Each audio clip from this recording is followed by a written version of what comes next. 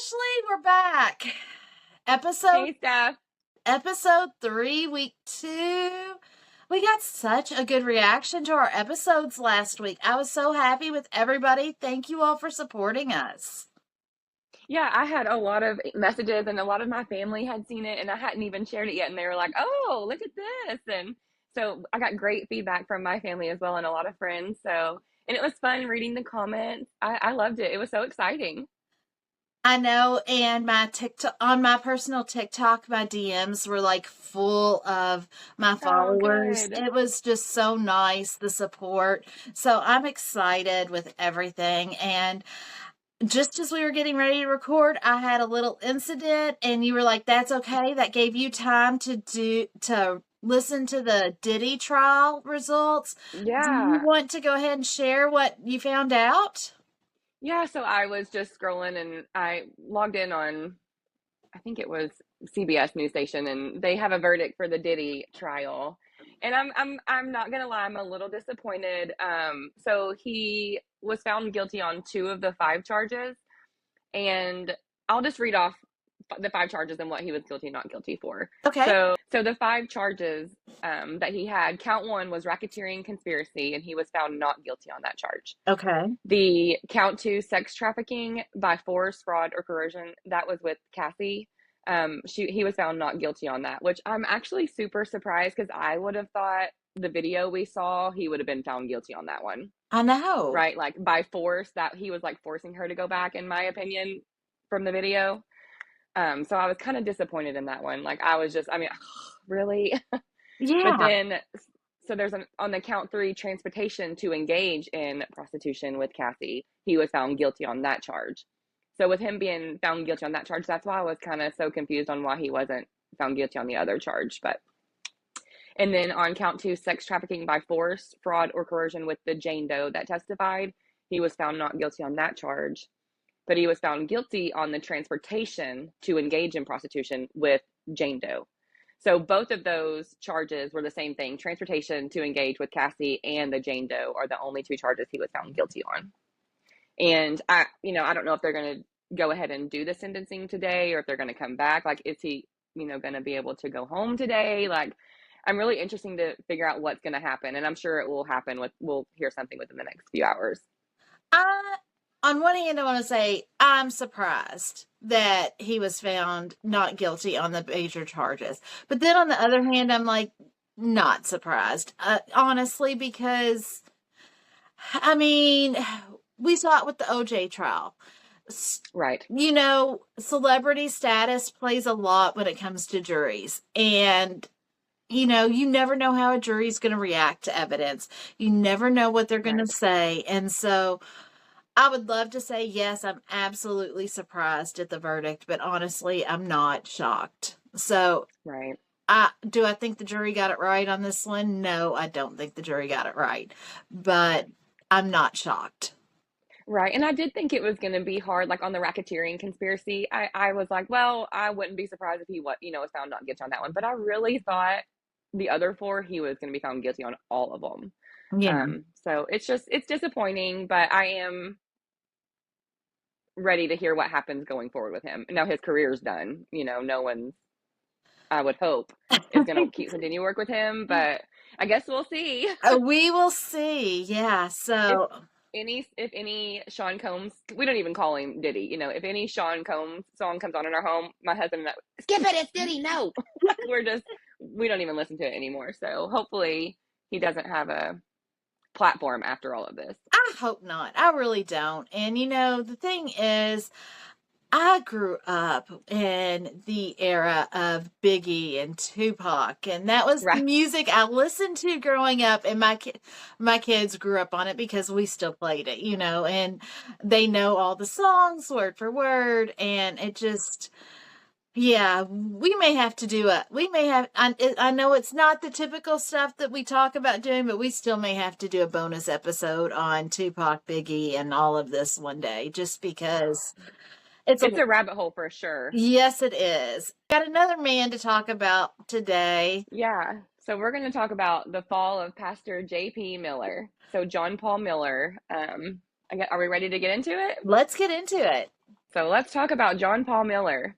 Okay. Uh, he goes by JP Miller. So JP Miller was once the lead pastor at Solid Rock Church in Myrtle Beach, South Carolina. To many in the community, he was a man of God, charismatic, persuasive, and powerful in the pulpit. But according to multiple affidavits and firsthand reports, the version of JP seen on stage didn't reflect who he was in private. His first wife, Allison Williams, was married to him for 14 years. They divorced in 2015. In a sworn affidavit, Allison alleges that JP confessed not to just her, but also to church staff members that he had an addiction to prostitution.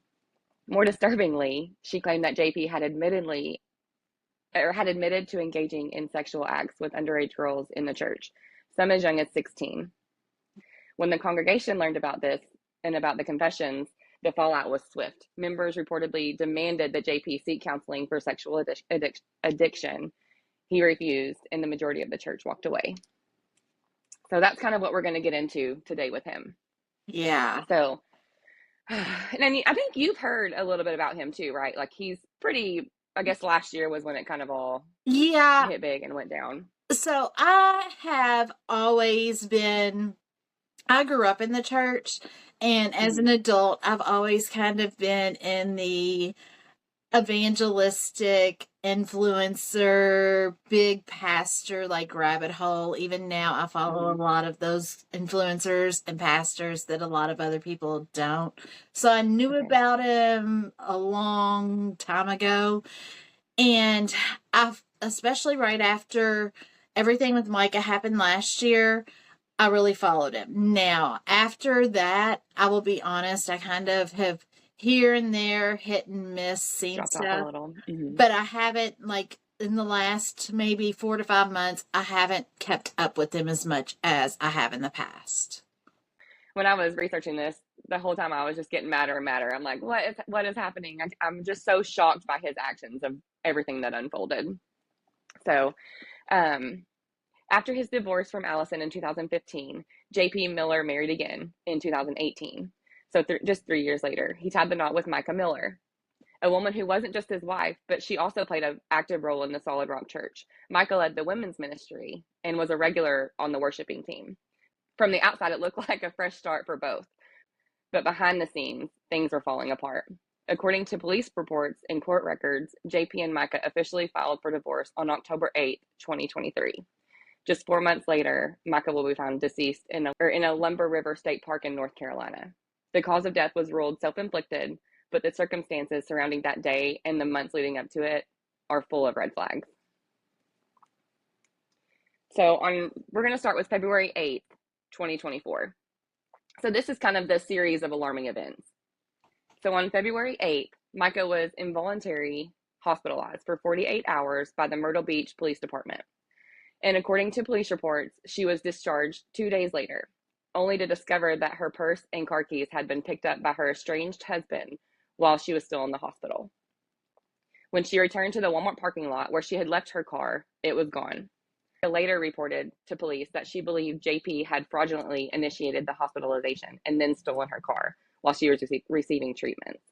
She told officers that she'd known JP since she was about 10 years old and that he had groomed her while she worked with him under the Solid Rock Church, long before they were married in 2018, which that's just so sad. When officers reached out to JP, he responded by blaming Micah's mental health. He claimed that she had episodes around the holidays and accused her of spending large sums of money when she was off her prescriptions. Since the car was technically marital property and the two were still legally married, no charges were filed. So, and you mentioned that they had known each other since she was a child. I had heard, I believe, and I don't know if you can confirm this or not, but did she babysit his kids at one point?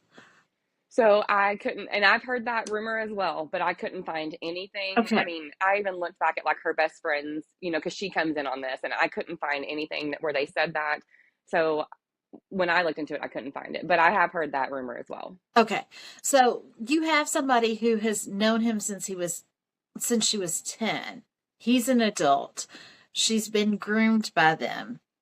Then they get married. They start having these issues. He puts her in this hospital and just take stuff. It seems it's already setting the stage as a control thing to me, is what it seems like. Oh, I completely agree. I mean, controlling is all over this relationship, It, but that is a huge part of where I see the biggest, like, what are you doing? it's, What is happening? it seems very 1940s and 50s coded. Like if a woman speaks out, put her in the mental hospital. That seems Right. very, very That, you know what? That is so true. That's so sad. Gosh. yeah. Okay, on March 11th, things escalated. Micah called the county police after she found one of her tires had been slashed, but not with a knife, with like a tire deflation device that investigators confirmed could be purchased online.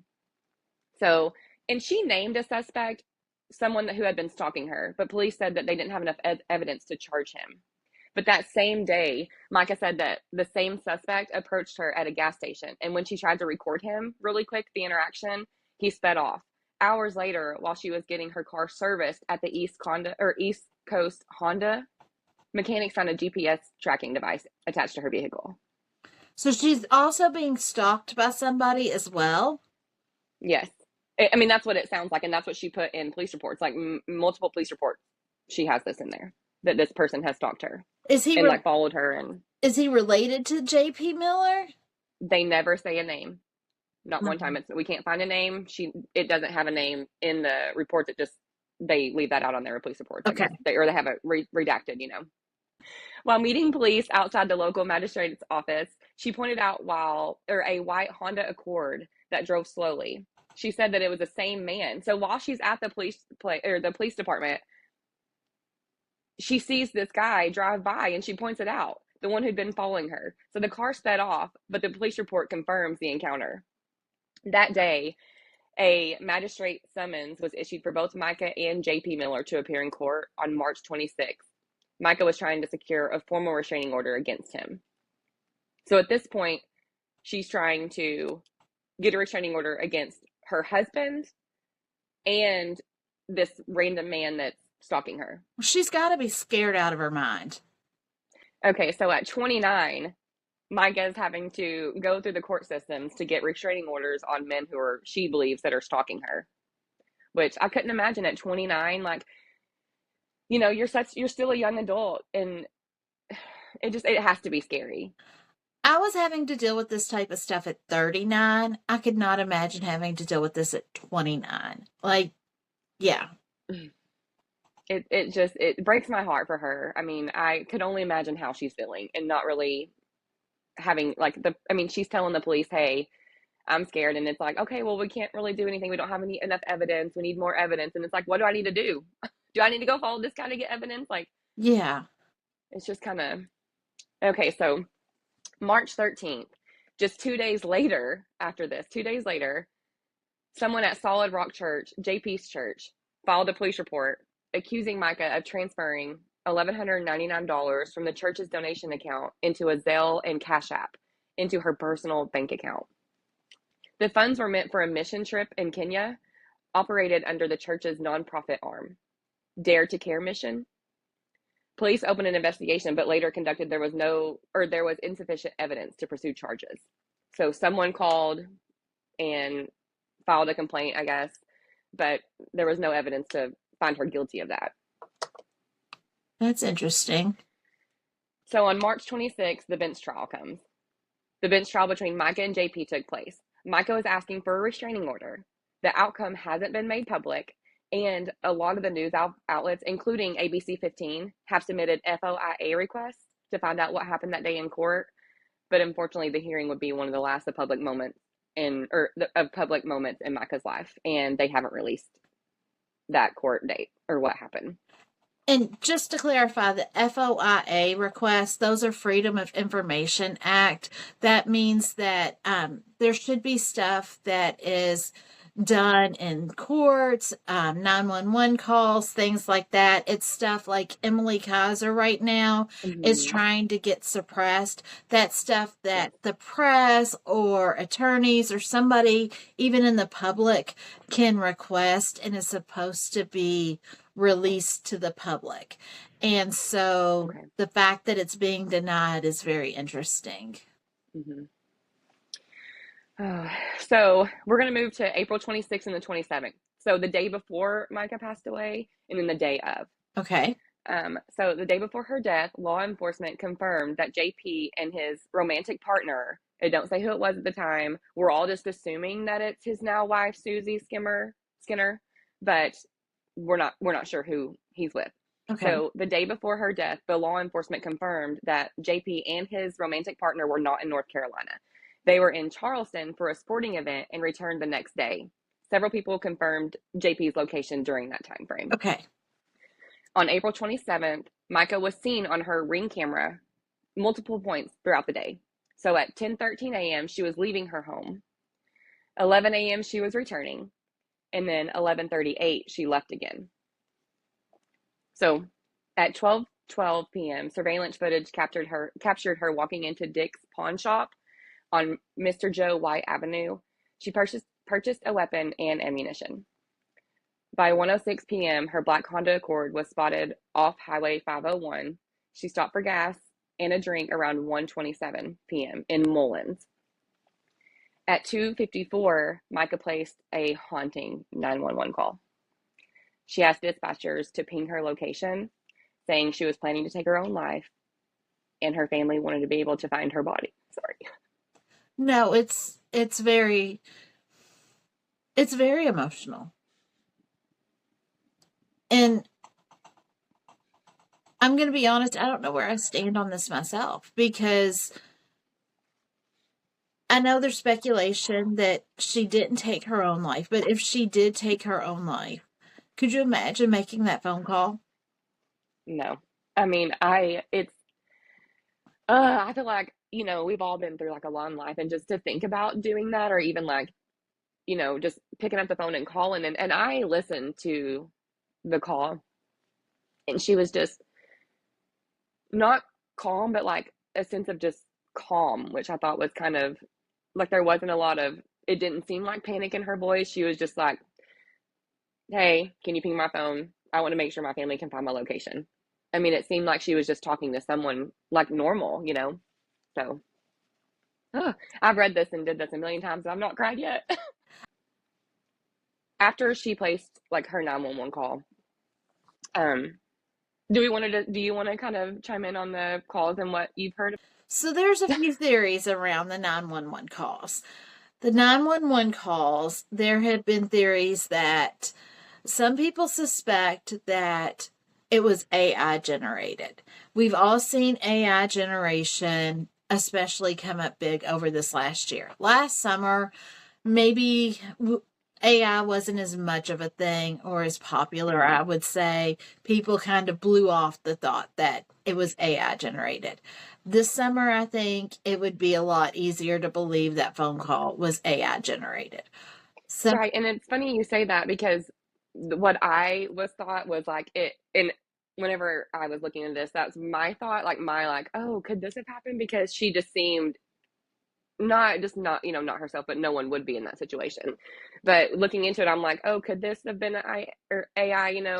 But that was on my mind a little bit too. But then when you think about it, you're exactly right.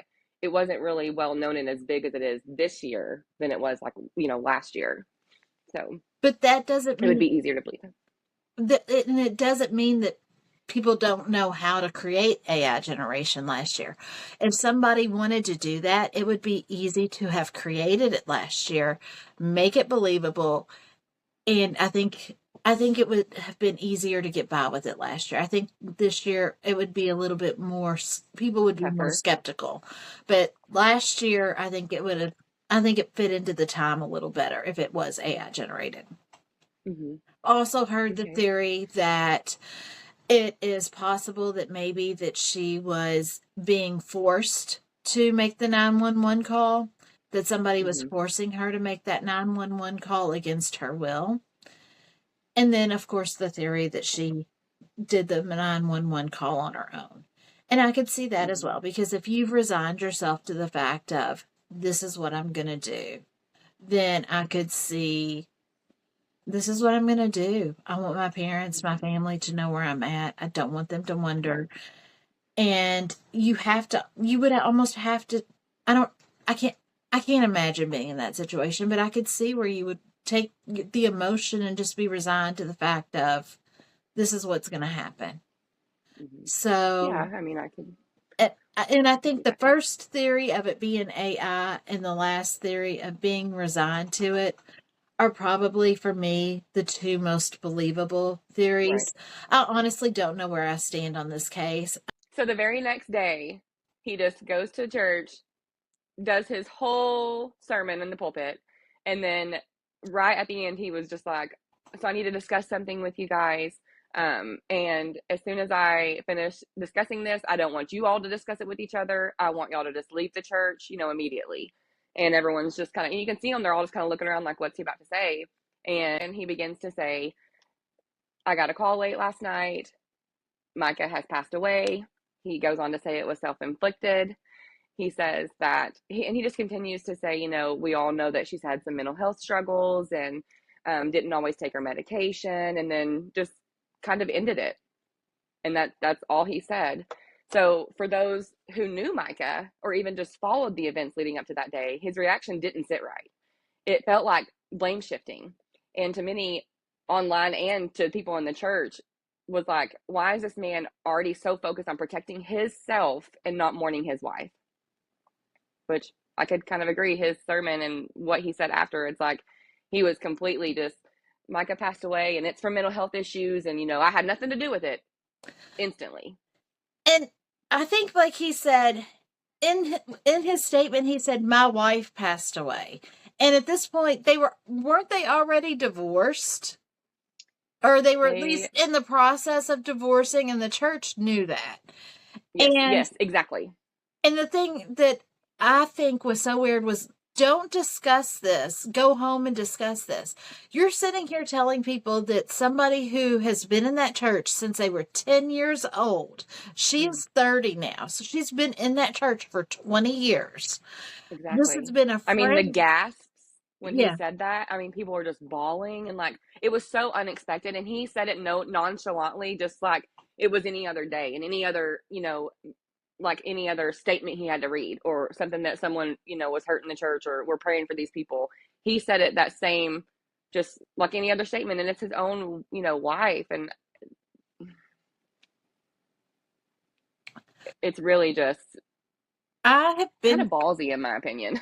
I have been to churches when a death has been announced, like something happened. Like my own dad passed away on a Saturday night. That Sunday morning, from what I understand, the preacher announced it first thing that morning, like at the beginning of the church service, because my dad was a Mm-hmm. deacon in that church. He announced it at the very beginning of the service, like he passed away last night. Most Mm-hmm. services, they passed away last night. That gives you a chance to mourn and talk about it Exactly. with people who know that person, who are going through the same struggles. But to be like, I'm going to give you this information, I'm going to let you know somebody that you know and love has passed away. I mean, she was a And part then, of the women's ministry. She was very dedicated and involved in that church since she was 10. So, I mean, I agree. That's just awful way to present that to someone. and it's not only disrespectful to Micah, but it's disrespectful to the people in the church. Absolutely. But we're going to talk about Susie Skinner now. So, following Micah's death, another name enters the picture, Susie Skinner, and now is allegedly his third wife. So, it looks like they actually just got married this April Yeah. on a beach wedding. He hasn't confirmed it, I don't think, as of yet, but I think most of us have seen the video of him getting married to Susie. Yes, we have. So Susie's name isn't isn't new to those who are familiar with this story. In fact, the connection to JP appears to stretch back years, and it's complicated to say the least. We're gonna talk about the death of Susie's first husband. Susie was previously married to Chris Skinner, a 41-year-old man who used a wheelchair. On September 6, 2021, tragedy struck when Chris drowned after his wheelchair reportedly rolled into a community pool in Myrtle Beach. At the time, though, the authorities said no foul play was suspected. It was labeled a tragic accident, but in this year of March of this year, the county sheriff's deputy coroner their office reopened the case, and they cited new evidence, and that raised concern to the manner of his death, especially now. So that evidence remains sealed for now. Hopefully we'll get some, more on that. But the timing of this reopened case, just as more allegations against JP comes to light, has raised a lot of eyebrows. Going back to Allison, his first wife, she has spoken up against JP for a little bit now. So last May, she filed for sole custody of their children and submitted a sworn affidavit that includes shocking claims.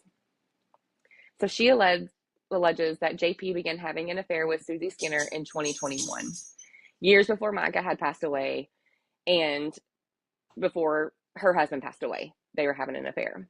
The affair reportedly began through their kids' soccer connection, as both JP and Susie had sons on the same team. So according to Allison, JP's first wife, JP even used his own son to help facilitate meetups with Susie. She claimed the affair was well known amongst the kids, their friends, and even the church community, and that caused tremendous embarrassment to her children. Now, that's just allegedly, from Allison. Yeah. Allison says she confronted JP and Susie directly, warning them to stop exposing their children to this relationship, and the affair itself. But that didn't stop them. They continued, according to her. So here's where it gets even darker. Allison wrote just 2 weeks before Susie's husband drowned that Chris had confronted JP and told him to leave Susie and their kids alone. 2 weeks later, Chris was found dead. Then, on the day of Chris's death, JP allegedly called Allison in a panic, asking her to pray, pray. She describes the call as incredibly bizarre, given they don't talk like that, She concluded her affidavit with this chilling thought. It's chilling to know that the spouses of both Susie and JP are now dead from tragic events. Yeah. Whether coincident or something more sinister, it's hard to ignore what's beginning to look like a disturbing pattern. 2 women married to JP, one dead by her own hand, one man who stood in JP's way drowned, and a growing list of people who say he's not the man he pretends to be. So it's like just more and more start coming out to where it's like, who is JP Miller? Who really is he? So in the months following Micah Miller's death, the attention around JP Miller only intensified. It had started as quiet rumblings from former members, ex-wives, and close friends became a public storm immediately. With so many red flags in his past and so many lives left shaken, it was only a matter of time before someone took the next steps and started saying something, So back to February of 2024, a Jane Doe files a civil lawsuit. So him and Micah are still married. Okay. They're still together. And this Jane Doe files a civil suit in South Carolina, and her accusations are damning, pretty damning. So she claims that John Paul Miller sexually assaulted her as recently as 2023. And then that the experience triggered repressed memories of a previous assault, one that allegedly occurred nearly 20 years earlier when she was just 15 and JP was 19. But the lawsuit doesn't stop with him. She also names both JP and his father, Wayne Miller, as defendants. According to the claim, the 2 men together built and concealed a system of sexual misconduct that enabled harm against multiple minors, including the Jane Doe herself. So now we've got not only JP Miller, but his dad in a lawsuit as well, saying this. The lawsuit also implicates several religion organizations connected to the Millers, including All National Cathedral Church, Cathedral Baptist Church of the South Strand, and Solid Rock Ministries, where JP was formerly a pastor. So these are not small claims. These are big allegations pointing not just to abuse, but to an entire structure that allegedly protected the abuser. Yeah. So she's named churches, in these lawsuits that they all knew. So Jane Doe is represented by a Rock Hill-based attorney named Randall Hood. At the time of this recording, right now, no public comment has been made from her legal team. They're keeping it super quiet. They're not saying anything. Okay. So now we have a huge lawsuit going on with JP and his dad, and it's still ongoing. And all these churches are involved, and it's just kind of starts like opening your eyes even more, like what is happening. Then came another move. Mm-hmm. This one's more controlled, but no less revealing. On June 8th, JP sent a letter to the former members of Solid Rock Church. Do you want to read the letter that he sent them? Yes. Let me read this here. Greetings, my former friends. I'm sure you are aware of all the hell that I have been going through since, and even before my wife passed away. My goal is to remain as healthy as I can in my soul, so when the enemy attacks, I strive to handle it in a biblical fashion. Matt 18 tells us that when a brother or sister sins against us, that we are to go to them and try to win them back and forgive. Out of every single event that has taken place and every single person that has been in my life, nobody has hurt me or sinned against me as horrible as you. Therefore, I'm writing you, and this has been redacted, and only you, in order to help heal my soul and in order to help me forgive what you have done. I have lost my children, 750 friends and church members, finances and health, and my wife passed away. Though she is not lost, I know where she is. And out of everything that has happened, I am only devastated and hurt by the redacted you. I thought you were saved. I thought you were New Testament Christians. I thought you had integrity. I thought you loved Jesus and his body. I thought you loved me and my wife. We served you and redacted the very best that we could for several years. We gave to you, spoke highly of you, prayed for you, and did all we could to lead you closer to Jesus. Yet you did not have the decency to even attend my wife's funeral. You turned your back on me and the body of our Lord Jesus Christ without even communicating a reason. You believed the lies of the world over the truth of the Bible. You assume the worst when love is supposed to believe the best. I have never known a friend who claims to be a Christian to do such horrible things to another friend. My wife served, redacted, for years, and you couldn't even show up and pay your respects at her funeral. I consider you one of my closest and best friends, and when I needed you the most, you disowned me. God forbid one of redacted ever lose his wife and have the person he expected to be there for him walk away. I have done nothing wrong in all of this concerning my wife and my church and my friendship to you. And even if you could find something, Galatians 6:1 says that we are to help gently restore those who fall, not walk away and never speak to them again. I know my wife is in heaven, and I know I did everything a man can do to save her life while she was on earth. But the fact that you would allow gossip, TikTok, internet, worldly news, and who knows what else guide your steps in life over the holy word of God makes me question if you were ever saved in the first place. All I can say is me nor Micah would have ever done that to you or your family. If you have lost, redacted, no matter what the world said about you, we would have stuck by you as long and as much as you needed. As of today, May 28th, 2025, I forgive you and release you to God. I will never speak ill of you, and I will never ever treat you the way you treated me. I will always be available if you or your family ever needs anything, regardless of how you wronged myself and Micah. God bless. This makes me want to throw up. Like, I just mean, want to throw up reading this. Like, this he man blames and his everyone else. yes, yes, No like, accountability. none. And then he's questioning these other people's salvation and their faith and saying, even if he said, what was it here? Oh, what was it? He said something here. I gotta find it here. I can't remember. But it was like, Oh, yeah. And even if you could find something, talking about even if you could find something I've done wrong, Galatians Right. 6:1 says that we are to help gently restore those who fall. So even if this was my fault, you still have to forgive me and help me. Right. This, oh, So in the letter, he seems to just deflect blame, minimize accusations, and once again shift the spotlight toward how he suffered. yeah, Like rather than the women and the families devastated by his, you know, even if this all did happen and he is innocent, the way he chose to go about it and announce it alone, that is traumatizing.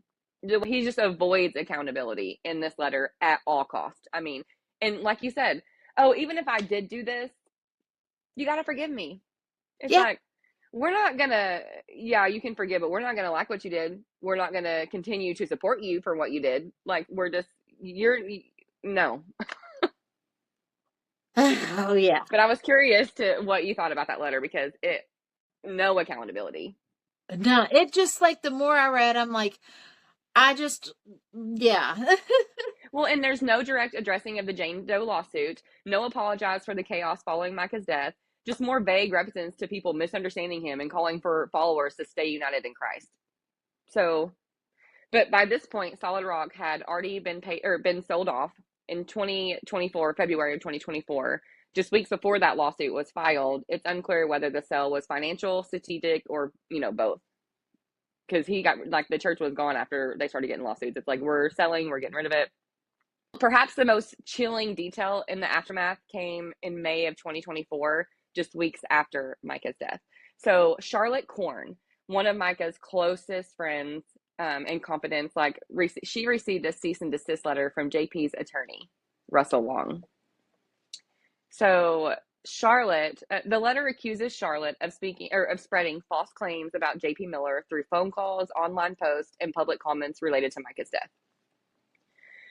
It warned that these statements could be actionable under South Carolina laws and demand she removed any statements she portrayed JP in a negative or defamatory light. So let that sink in for a second. Just weeks after she loses her best friend in a traumatic public, not only just in private, it was a public and suspicious way, she's threatened legally for speaking on it. Yeah. So the optics are clear. A man under fire from multiple directions, spiritual, legal, personal, now using legal intimidation to silence the people closest to the women he just lost. So, I mean, when you step back and look at the timeline, the testimonies, the death, the allegations, and, one thing becomes painfully clear. This isn't just a messy church drama. It's a pattern of abuse, silence, and control that spans decades, involving multiple women, and it leaves a trail of trauma and unanswered questions. A pastor, a husband, a public figure trusted by many, and now under investigation for sexual misconduct, spiritual manipulation, and possibly more. 2 people are dead. One woman claims he groomed her from the time she was a child. Another one says he assaulted her just last year, triggering memories of abuse for when she was a teen with him. His first wife says he confessed to sleeping with underage girls in his congregation, and his response was just public blame, private silence, and legal threats against people who are brave enough to speak out. Now, let's be honest, people will say he hasn't been charged with anything. We don't really know the full story, and that's fair. Everyone gets due processes. That's what the court's for. But here's the thing. Accountability doesn't just start in the courtroom. It starts with people paying attention, asking questions, believing survivors. When half of what's been alleged is true, it points to a man who spent years hiding behind a pulpit while destroying lives behind closed doors. And even if more or nothing more comes of it legally, those affected by JP's actions deserve to be heard, deserve to be honored, and deserve to feel safe. So to Micah, to Allison, to Jane Doe, to Charlotte, and to every person silenced by shame, intimidation, and fear, we see you and we believe you. Yeah. We'll be following this story closely as it unfolds. I'm sorry, I'm going to cry again. Like, touchy subject. And I was so fine making this whole thing. It's sad, but reading it out loud, it's like, it's so sad that this happened. This man, he is one of them that he has, ex-wife says he's admitted to sleeping with underage girls. I fully believe he groomed Micah. I fully believe he groomed Micah. And I do too. I definitely do too. I fully believe there was a power imbalance in their relationship, in their marriage. I know a lot of people after she died had a lot of, was he involved in her death? Was he not involved in her death? And we didn't go into a lot of that on here. There's a lot of podcasts that do. We may, whether or not he was involved in her death or not, that, in my opinion, is not what makes him, I'm going to just say despicable. It is my opinion that he's despicable. And I feel like the grooming, the accusations of inappropriate conduct with minors, all of that stuff, his actions after her death, these letters he's written, this wasn't the only letter he sent out to people. Like, this stuff is just, I don't know. And the fact that he still has somewhat of a platform, his current wife still has somewhat of a platform, and he It's just uses, astounding how that's still yeah. they're still he's just still posting and like nothing ever happened. He's just going about his normal life. And what makes him so dangerous, in my opinion, is that he ties people's salvation and their Christianity to his platform, I guess is what I want to say. Because if you're not with me, if you're not with me, then are you even saved? Because if But I you, guess yeah, go ahead. my thing is, would he be that way? Would he still say those exact same things if it was someone else in the church and not him? Exactly. And I don't think he would. I don't. I think that he is twisting the Bible and the words of God to fit his own narrative in this case. No, I definitely agree. Following the story, as it unfolds, if there's any more updates from the court cases, the reopened death investigation, or the church's legal status, we'll cover them. We'll definitely give updates about it.